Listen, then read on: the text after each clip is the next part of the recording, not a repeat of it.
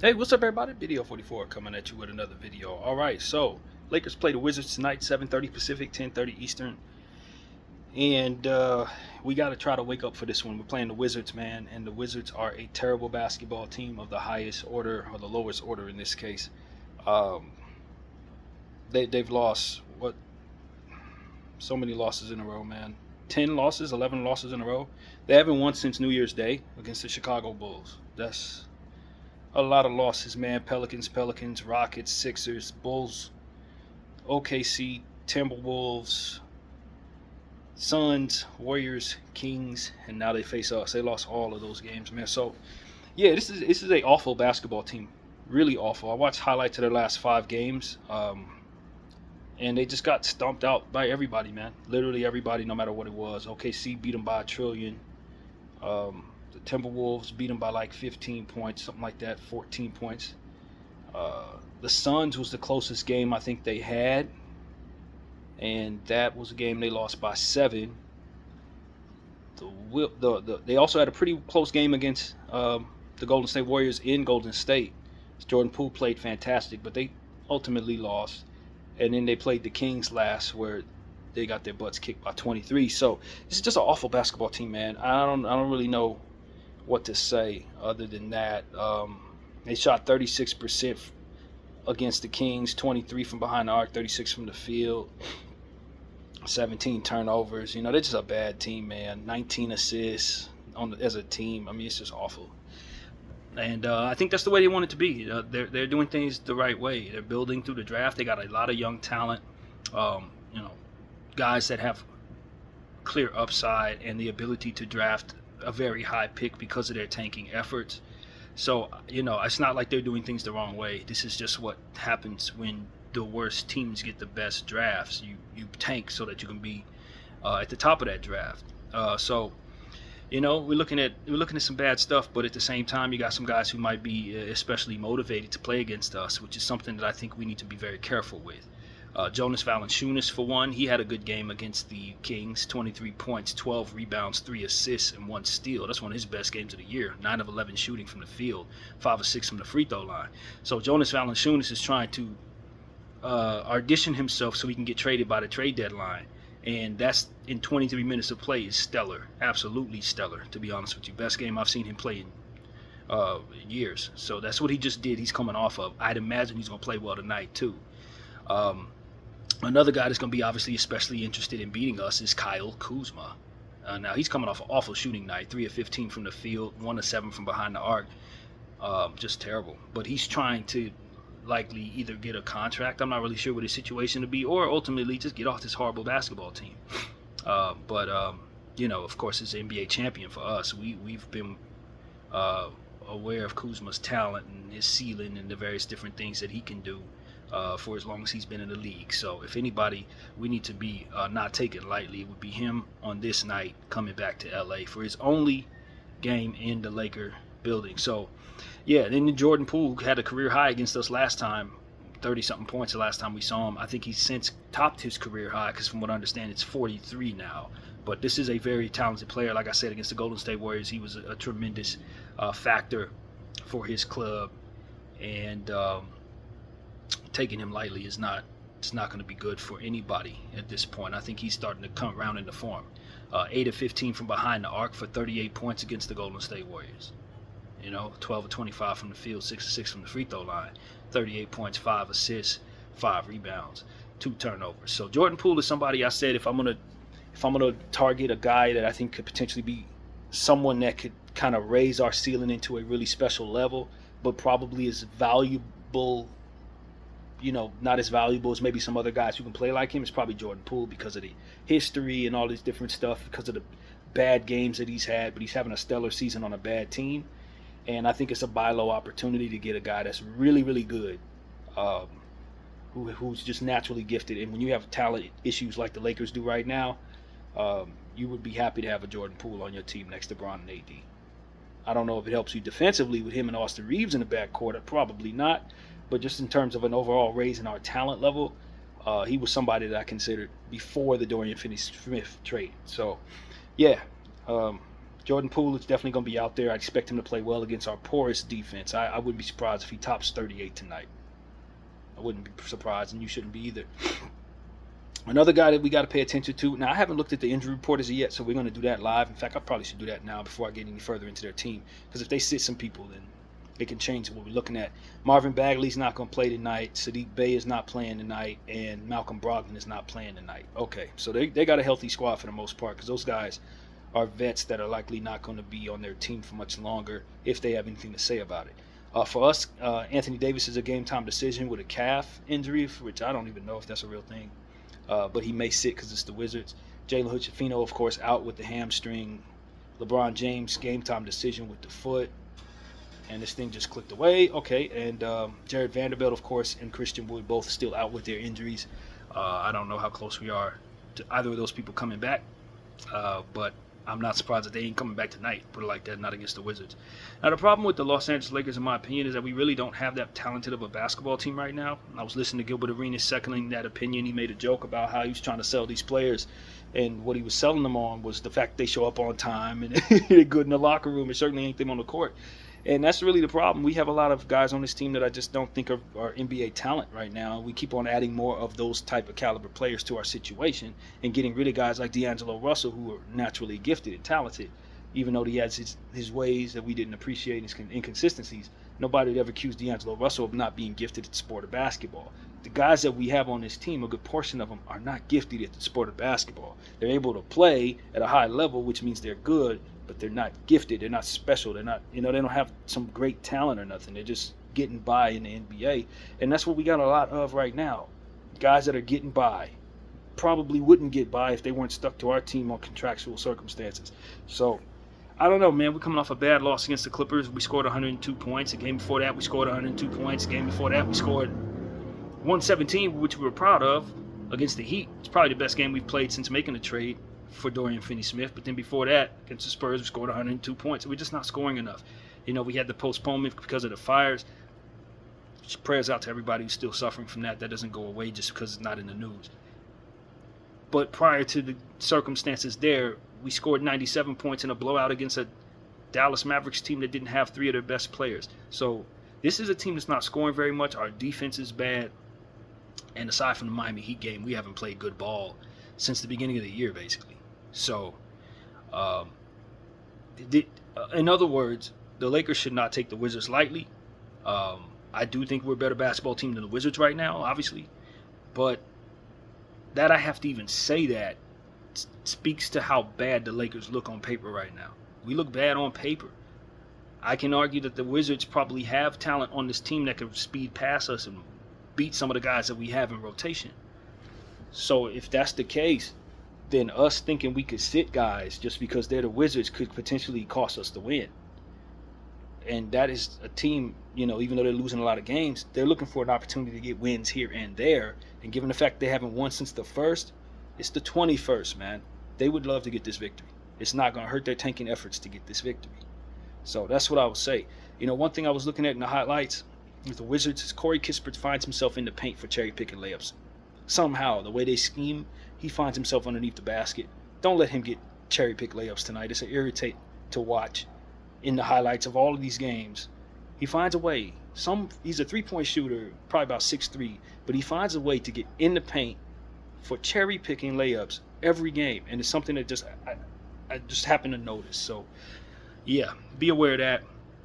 But as far as looking back on the Wizards games, like all of their losses have been lopsided. But like I said, they played a good game against Phoenix, a good game against Golden State. And they shot well against Golden State, 22 of 45 from behind the arc for 48%, 38 of 86 for 44% from the field, so that's not good. But the three-point shooting there was good. If they get hot from behind the arc, we know we're not the greatest three-point shooting defensive team, so that could potentially be a bad thing. They gave up 17 offensive rebounds, which is, par for the course for a bad team. Maybe we can attack them on the glass. We should be able to win the boards tonight. In theory, depending on who suits up. If AD's out there, I expect to. If not, I don't know. 11 offensive rebounds, that they had. So we definitely don't want them getting double-digit offensive boards on us, especially since in the last game we were so porous on the boards that we only had 5 boards on the offensive side. So, just little things to pay attention to. The Washington Wizards played against the Phoenix Suns before that Golden State game. As I mentioned, it was a close game. They didn't play all that bad in that one.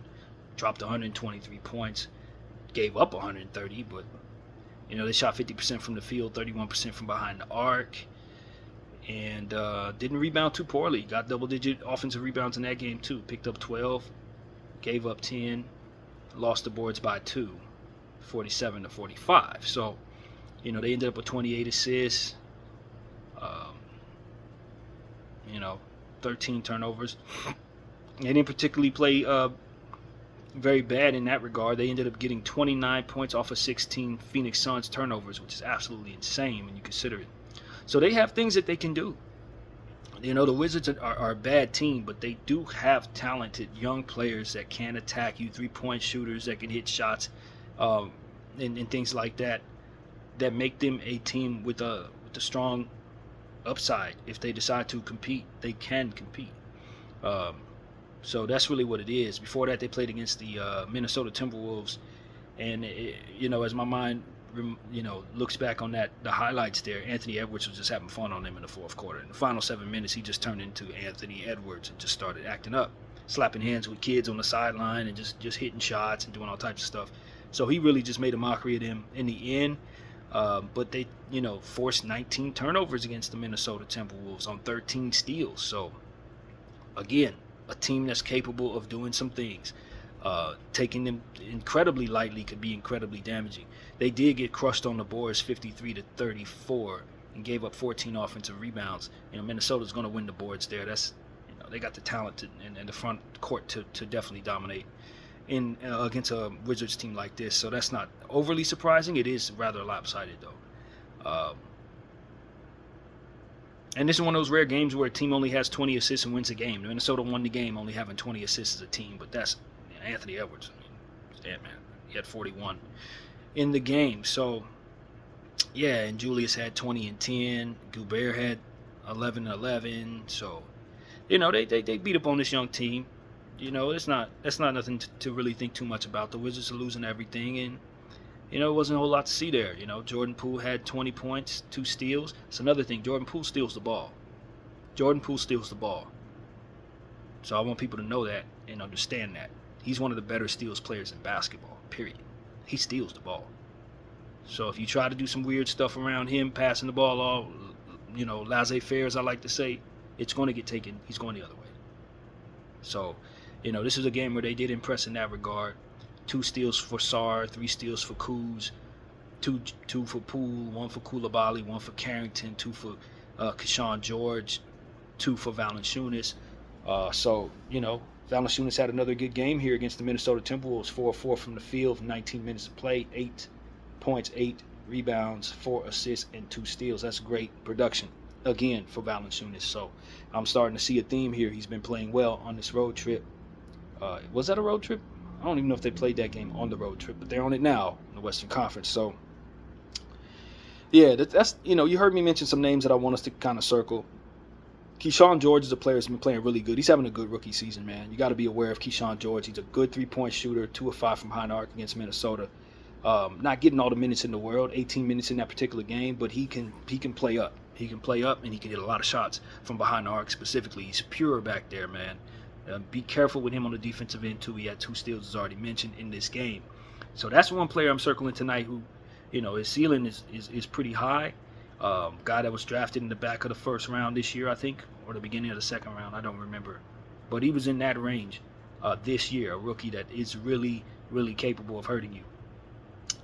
And another guy is Bilal Coulibaly, their last year's lottery pick. He's coming along strong, a nice wing. 15 points in this Minnesota game highlights that I'm looking at. 6 of 10 from the field. So he's coming along strong. I like what he's doing. He hit his 3-point shots there, 2 of 2. So you got to be careful with that young guy. A lot of length, athleticism. Definitely somebody that's going to be covetable in this league for a long time.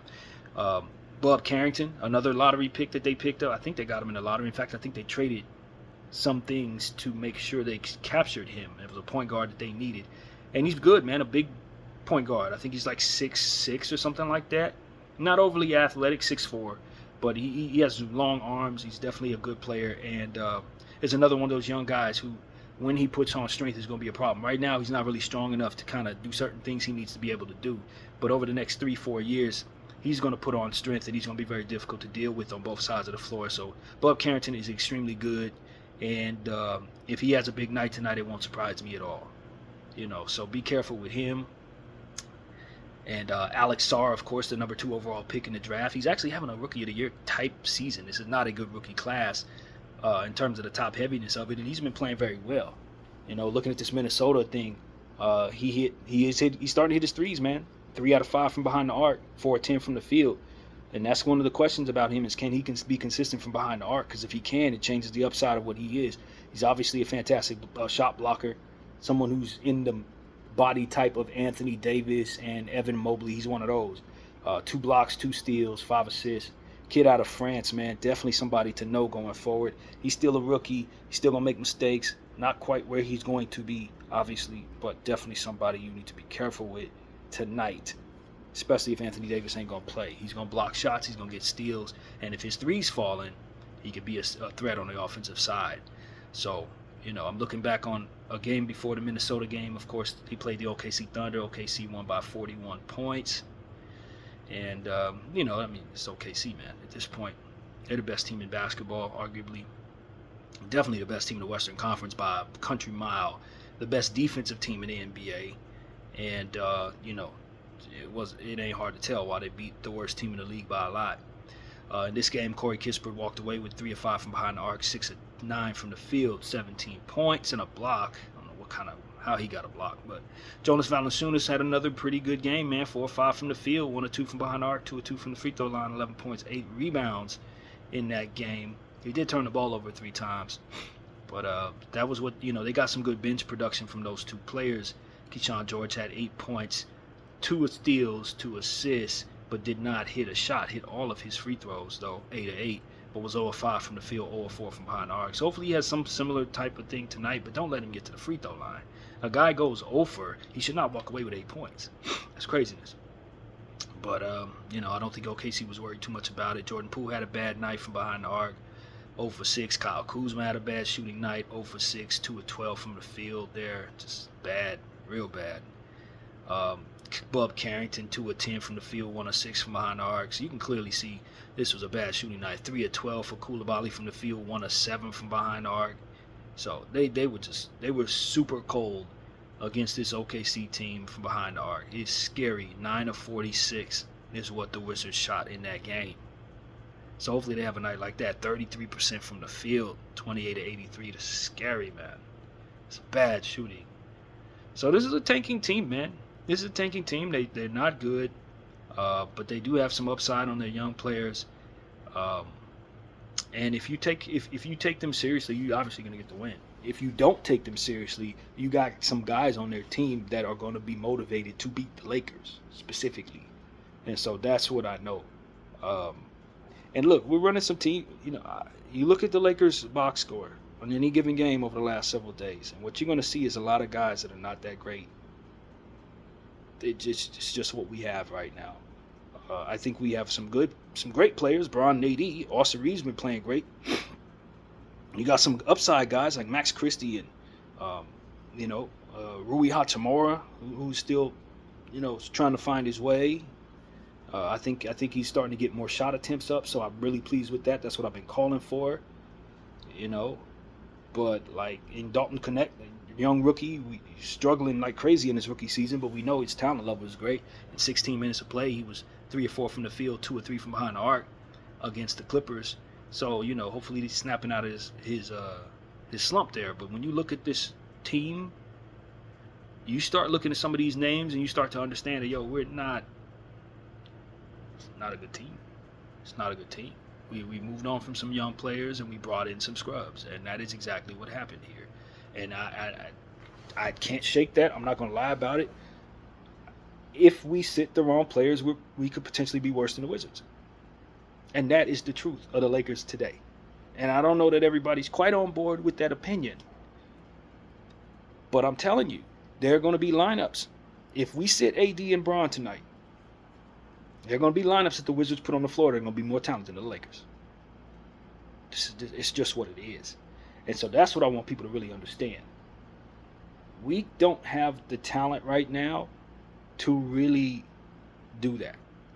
You probably want AD and Bron to play every game from here on out. All the games that you thought, well, we can beat this team because they're a bad team, so we can sit these guys. What you're going to find out is that once you sit our guys, our team is worse than the worst teams. Like if you got to run combinations of Dorian Finney-Smith, Jackson Hayes, Koloko, Vincent, Trey Jemison, Shake Milton, you're going to find out that the other team has more talent on the floor because they have upside guys that are just naturally more gifted, but early in their development. They're going to beat the guys that just running out there. They're going to. They're just going to. And so that's what I want people to not be surprised by. Though the Wizards are a bad team, they have more quality stuff than us.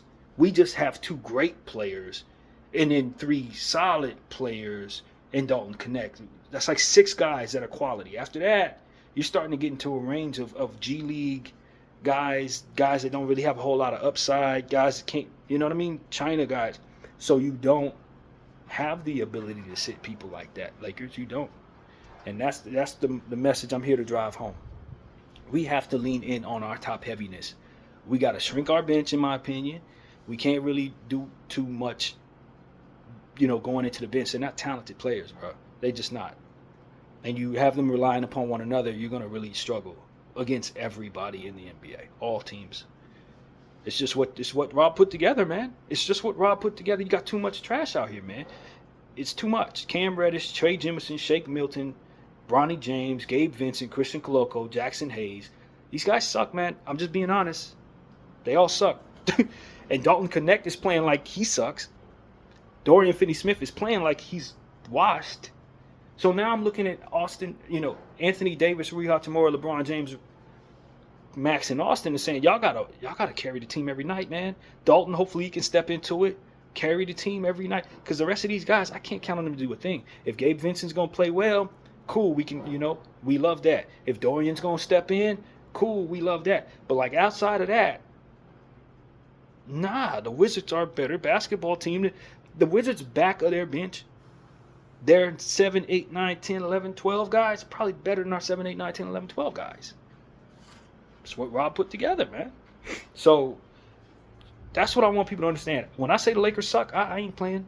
We suck bad. We don't have a good team right now. We got a top heaviness that ain't all that top heavy. You got Bron, AD, you got Austin. Rui's at times. Max is on his way. I like what I'm seeing. Dalton's severely underplaying. What else do I have, man? The rest of these guys are not good. They're not. They're just not, man. They would be a good individual pieces for third units. You know what I mean? But like that's the kind of pieces that we actually have as our 7, 8, 9, 10, 11. So that's why you hear people like LeBron James and JJ Redick say things like that the team is constructed a certain way so our margin of error isn't very good. It's because you got a lot of stuff on the back of this bench that I could argue should probably be somewhere else. So yeah, that's what it really comes down to. And when I say somewhere else, I mean overseas. So, you know what I mean? Like, I don't underestimate the ability for us to lose this basketball game tonight. I don't.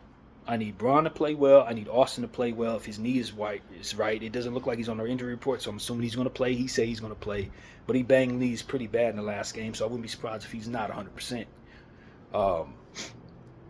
But that's the reality of it.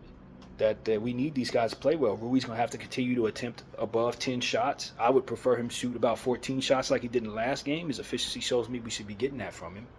Hopefully he's learning from his mistakes out there, and hopefully the coaching staff is doing a good job of pointing those mistakes out because he's making them. Max Christie can't have a bad shooting night on most nights now. The 2 for 12 Max Christie nights is a killer for the team based on what we got out there. So we need him to shoot well when he does, when he's a scoring threat. He's obviously a good defensive player. Now we got something that can help us win a lot. But we're relying upon players that we should not be asking ourselves to rely upon. And that's just the construction of the roster. So You know, Dorian Finney-Smith can hit a corner 3 or 2. He's going to also have nights where he's 2 or 12, you know. And he's not an offensive guy. He's a defensive guy, but he's not really in shape. And, you know, it's just not, you're not going to get out of him what you're hoping to get. You're not. And so it's like, and then I can't rely upon some of these dudes, man. So that's really what it comes down to. Cam Reddish has been phased out of the rotation. I don't think we're a talented enough team for that. He needs to be involved for whatever it is that he can do, especially on the defensive end. But we phased him out for whatever reason. It ain't been really clear on what's going on there. But JJ didn't bench him. You're not playing Jalen Hood-Schifino at all.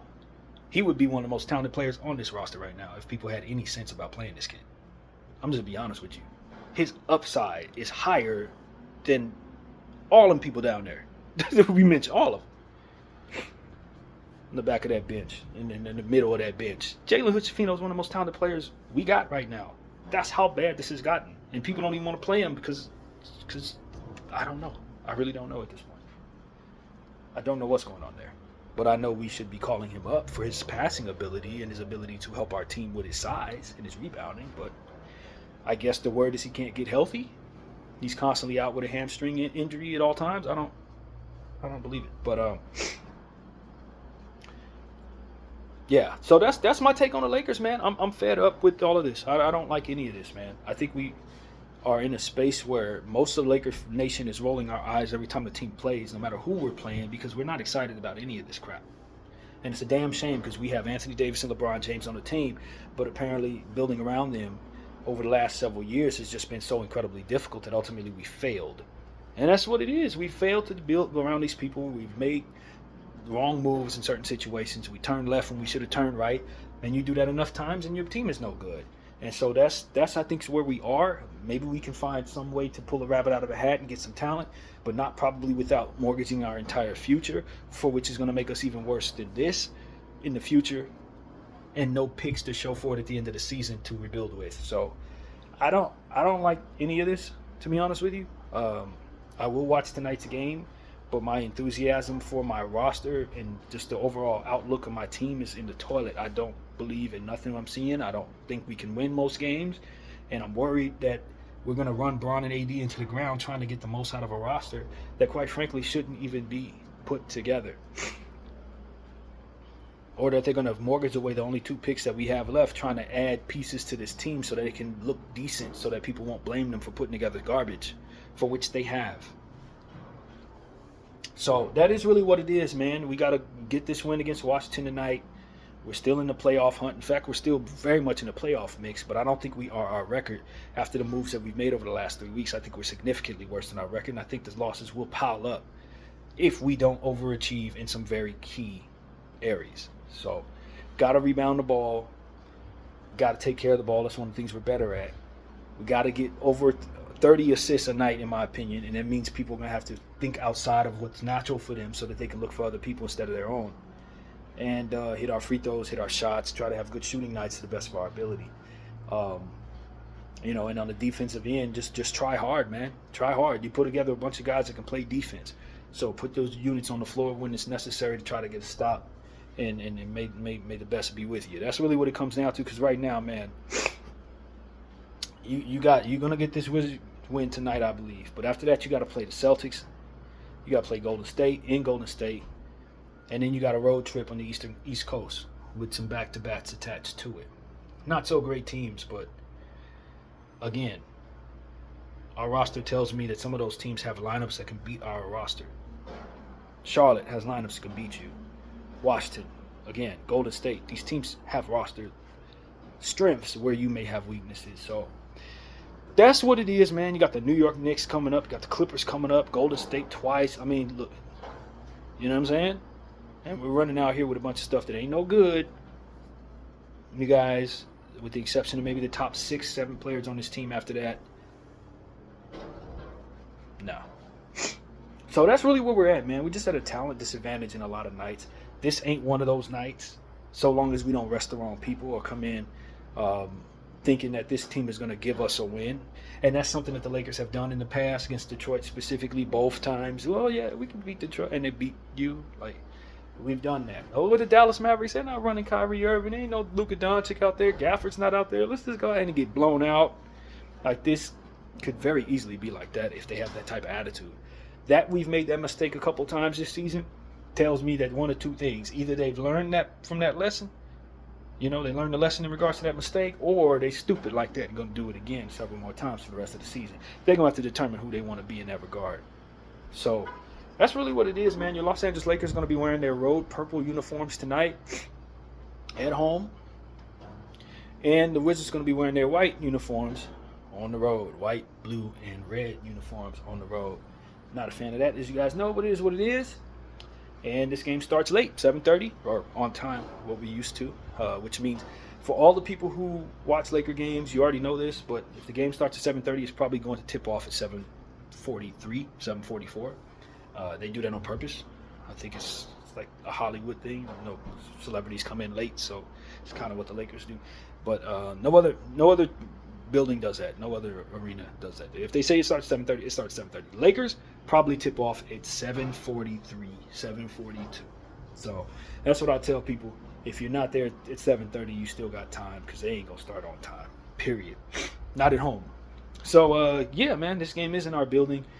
We could use the win, obviously, and hopefully it's not just about getting the win, but more so about attacking the areas of need for our team to be successful every night. Cutting down on the other team's offensive rebounds, getting offensive rebounds, controlling the glass to the best of our ability, guarding the perimeter better. As I said, hitting shots. The various different key things. The assist thing is big for me. All of these different things that we are going to need in order to compete in this league are things we should be practicing very hard against a team like this, who should not beat us even with our deficiencies. So that's what it is, man. If you don't capture this win, boy, will it be difficult to talk you up, LA. But given the fact that we just lost to the Dallas Mavericks with all of their players missing, I don't know that the Dallas Mavericks, with those players missing, is much better than the Wizards is right here. So you've already lost a game. Like, this is basically what I'm trying to say sometime this month. So yeah, man, we have lost 4 out of our last 6 games is what this says. And but we've won 2 of our last 3. So we feel good about that, but overall, we, since making the trade, we've gotten significantly worse. And this is going to be the easiest opponent we have coming up. But we do have some easy games coming up, so hopefully we can get our act together, work on the things we need to work on, and get the victories where we should. Because we know damn well we ain't going to get them in certain areas. So that's just what it is. So that's pretty much what I have to say, man. Good luck to the Lakers, man. Stay healthy. BDL 44. I thank you all for watching. Out.